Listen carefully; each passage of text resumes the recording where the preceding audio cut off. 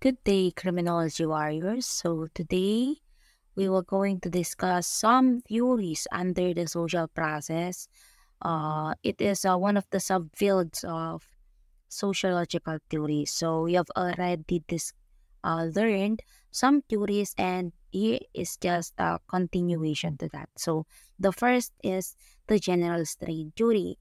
And sa general strain theory, ano po ang kaibahan nito sa strain theory? Sa strain theory po, meron po dun tinatawag na specific goals. So, na kapag yung specific goals mo na yan, hindi mo nakamit at na-block yun, okay? It will result to frustration, anger, and so on, na kung saan makakakommit or magkaka-develop ang tao ng deviant behavior. Dito po sa general strain theory, wala pong specific na goal na sinasabi. Okay? Sinasabi lang po dito na the criminality is the direct result of negative affective states. Okay? Here is the illustration. Ang tao po, kapag yan po ay nakaramdam ng stress or strain, okay, magre-results po siya ng alinman sa mga to: anger, frustration, depression, disappointment, and other adverse emotions. Okay? Alinman sa mga yan or yung iba, sabay-sabay, ganun po ang nararamdaman nila. Na kung saan, kapag nakaramdam sila nun, ang possible niyan is makakommit sila ng crime or maging criminal sila. Okay, so here are the sources of strain as you can see on the left side. Unang-una po dyan is failure to achieve goals. Ayan. Ano bang nangyayari dito? Na-block yung goal mo, hindi mo nakamit or hindi mo nakuha yung gusto mo. It is one of the sources of strain na kung saan magre-result ng alinman dito. Sa mga to, anger, frustration, depression, and so on. Okay, meron pa tayong tinatawag na dysfunctions of expectation. Ano bang nangyayari dito? For example, akala mo siya na makakasama mo habang buhay, nag-expect ka, okay? Hindi pala, okay? Nagkaroon ng dysfunction sa expectation mo, di ba? Mafu-frustrate ka, magagalit ka, okay? Sa sarili mo or sa tao na yon, okay? And we have here the removal of positive stimuli and the presentation of negative stimuli. We're going to further explain this on this scenario. Okay, in a quiet neighborhood, there was a boy named Sam who always felt left out and lonely at school. He didn't have many friends, and this made him sad. One day, some kids at school started teasing and bullying him. Okay, wala namang kaibigan si Sam. Okay, wala. Yung mga bata pa sa school na yon is sinimulan siyang bulihin. Ano pong nangyari dito? Nagkakaroon po ng removal of positive stimuli. Okay? Nawawala po yung positive stimuli niya dito. Kasi binubuli pa siya. Okay? Making him feel even worse, Sam couldn't handle the pressure. Sam is under great pressure. That is considered as a strain. Okay?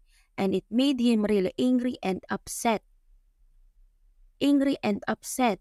It is na resulta na siya ng strain na tinatawag. Okay?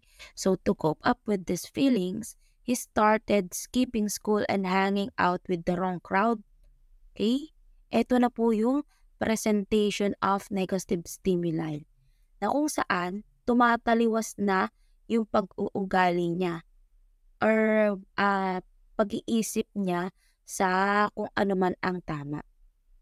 Okay? Feeling stressed and hopeless, he began stealing things to feel a bit better, even though he knew it was wrong. Okay? Si Sam po, ang nangyari sa kanya is that nagiging way niya yung pag-commit ng crime para mapagaan ang kanyang saloobin dahil sa nararamdaman niya strain na tinatawag. So, possible dito po, kapag ang tao na-meet niya or nagkaroon siya ng stress or strain at maramdaman niya tong mga emotions na to, negative emotions na to, para mawala itong mga to, ay para mawala is that nakakapag-commit siya ng crime. Yun po yung sinasabi dito sa general strain theory. There is a removal of positive stimuli and the presentation of negative stimuli. Okay, so now let's go here in the cultural deviance theory. So here in cultural deviance theory, sinasabi po na yung mga tao daw po ay nagko-commit ng crime hindi dahil sa karakteristik na nila na innate sa kanila or talagang katangian na nila.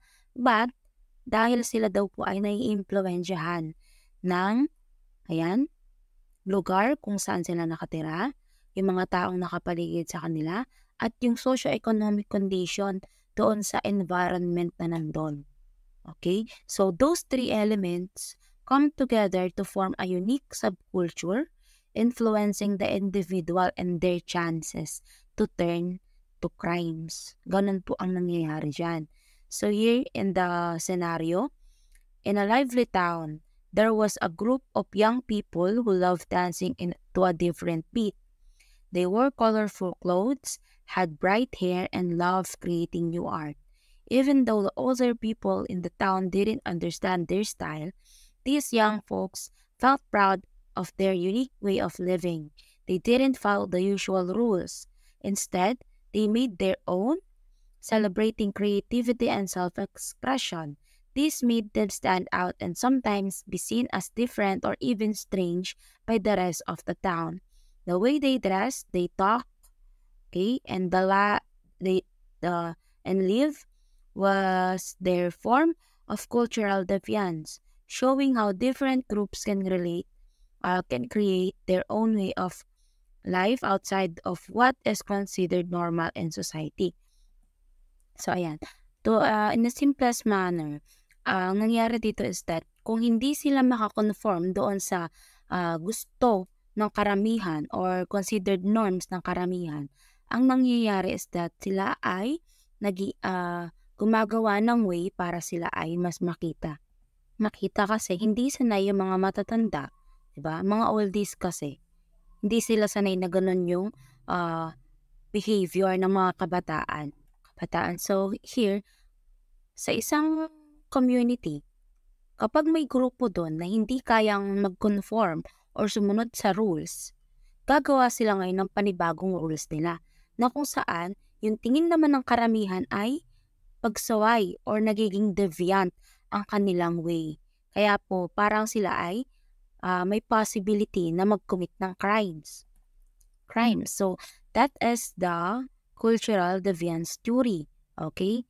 May kultura kayo sa isang community na kung saan kapag may grupo doon na hindi kayang mag-conform sa rules and regulations sa our norms doon sa community na yon, nagfo-form sila ng panibago nilang kultura na kung saan hindi nila ma-feel na sila ay nagko-commit ng mga crimes or other deviance behaviors. Okay? So, let's go now here on the delinquent subculture theory. Ayan. Dito naman po sa delinquent subculture theory, ayon kay Albert Cohen, okay, meron po tayong tinatawag na status frustration na kung saan yung mga kabataan, okay, lalo na kapag nasa lower class ang kabataan na yun, meron silang goals sa buhay nila na kung saan hindi nila makukuha yung goals na yun dahil sa social conditions na meron sila. Or sila ay dahil mahirap ang magulang nila, okay? Nakatira sila sa slums areas o sa tinatawag nating squatter areas. Ayan. Yan. So, for example na lang, ang isang bata, meron niyang life goal, sa kanyang buhay. Okay? Laking hirap siya, may life goal, may goals siya sa buhay niya. Tapos, hindi niya ma-achieve yung goals na yon dahil sila ay mahirap. Okay? And because of social conditions make them incapable of achieving success legitimately, lower class youths experience a form of culture conflict that Cohen levels as status frustration. Okay? Okay? For example, gusto kong maging doktor, kaso hindi ko makakamit yung pagiging doktor ko kasi mahirap lang kami. Okay? Hindi kaya ng magulang kong pag-aralin ako na medicine kasi mahirap lang kami.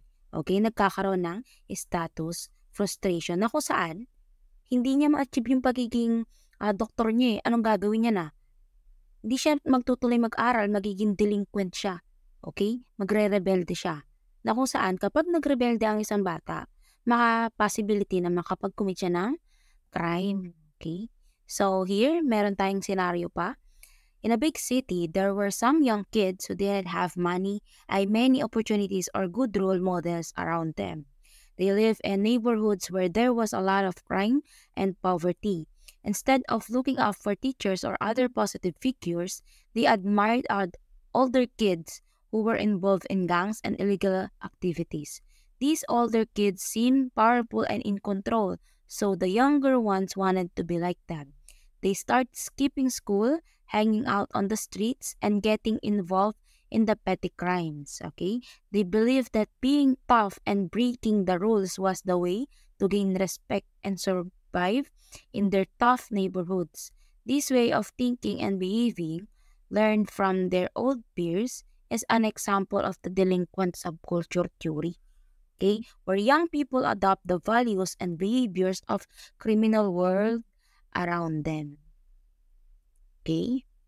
Okay, that is the delinquent subculture theory. And the last is the differential opportunity theory. Okay? So, differential opportunity theory, it was, the proponent of this theory were Richard and Lloyd. Ayan. So, the main concept of this theory state that people in all strata, okay, or yung overall population of society share the same success goals, but those in the lower class have limited means of achieving them. People who perceive themselves as failures within conventional society will seek alternative or innovative ways to gain success, such as joining syndicates and any forms of illegal activities. Okay? Okay. So, doon po sa kanina, sa delinquent subculture theory, meron din, di ba, yung mga youth, meron din silang goals or gusto na rin maging success. Pero, nagkakaroon ng status frustration dahil mahirap lang sila, kaya hindi na nila inaabot yung goals nila na yon. Dito sa differential opportunity naman, yes, andun pa rin, meron po silang kagustuhan na maging successful sa buhay. Pero dito kasi, kapag hindi nila na or kapag wala silang ways or means para maabot yung pagiging successful na yon, gumagawa sila ng alternative way para sila ay maging successful. Ayan. Papasok dyan yung pagsali nila sa mga gang. Okay? Pag-join sa mga sindikato at other illegal forms of activity. Ganito yan eh. Dito papasok yung tinatawag nating kapit sa patalim. Kapit sa patalim in a way na gusto mong maging successful, and in order to do that, kakapit ka sa patalim. Ayan. So here, we have here a scenario. Okay? Imagine a group of friends growing up in a low-income neighborhood where there aren't many chances for success. Some of them are really smart and want to do well in school, but they can't afford extra classes or books. Ayan, wala silang means. Kulang sila sa means para maging successful or makuha yung gusto nila. Others are good with their hands and like fixing things, but they don't have access to training or tools. One day, they see some older kids making money by selling illegal things, and they think it's a way to escape poverty. So they join in and start doing those things too. Okay?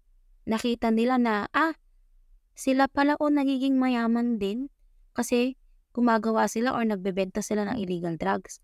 Why not gawin din natin? Kakapit na sila sa patalim ngayon, okay?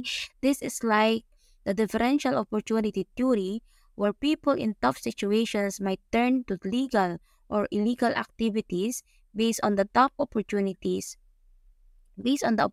available to them. It's not just about being good or bad, It's about the chances they have to make a better life for themselves. Okay? Wala na silang pakialam kung tama ba or mali ang gagawin nila.